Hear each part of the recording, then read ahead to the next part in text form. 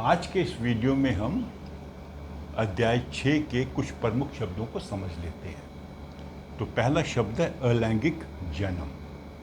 अलैंगिक जनन वह प्रक्रिया है जिसमें एक ही जीव से बिना निषेचन की प्रक्रिया के नए जीवों का जन्म होता है। उस एक जीव को माता भी समझ सकते हैं, पिता भी समझ सकते हैं।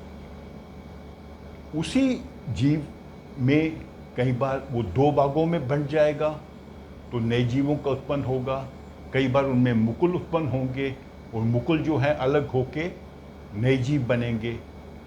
तो आपने क्या ध्यान रखना है, जब एक ही जीव से निषेचन की प्रक्रिया के बिना नए जीवों का निर्माण होता है, नए जीव जन्म लेते हैं, तो उसे हम कहते हैं अलैंगिक जनन।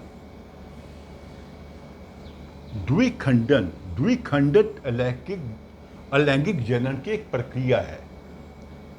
जैसे अमीबा एक प्राणी है जो पूरी तरह विकसित हो जाता है तो दो भागों में बंट जाता है, तो दो अमीबा बन जाते हैं। फिर वो जब पूरी तरह विकसित हो जाएंगे तो उनका भी द्विभाजन होगा, दो भागों में बढ़ जाएंगे और फिर 4 अमीबा हो जाएंगे। तो 1 से 2, 2 से 4, 4 से 8, इस तरह उनकी उत्पत्ति होगी।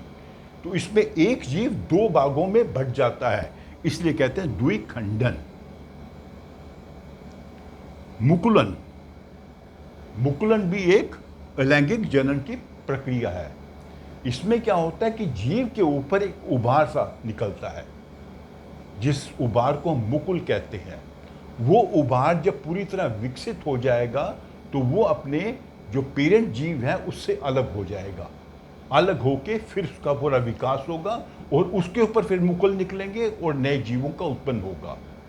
तो हाइड्रा एक प्राणी है, उसमें मुकुलन की प्रक्रिया से नए जीव उत्पन्न होते हैं। तो दोनों प्रक्रियाओं में एक ही जीव से निषेचन की प्रक्रिया के बिना नए जीवों की उत्पत्ति हो रही है। तो अगर हम लैंगिक जनन को जानना चाहें तो लैंगिक जनन में क्या होता है कि जीव के माता और पिता होने अनिवार्य हैं। नर और मादा के जो युग्मक हैं जो उनके शरीरों में उत्पन्न होते हैं, उनके संलयन से नए जीवों का निर्माण होता है और नए जीव जन्म लेते हैं। ये प्रक्रिया पौधों में भी होती है और लगभग सभी पशुओं और प्राणियों में होती है।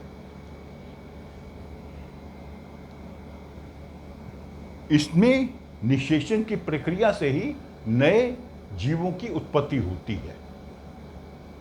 इस चैप्टर के जो अन्य शब्द हैं वो हम अगले वीडियोस में समझेंगे।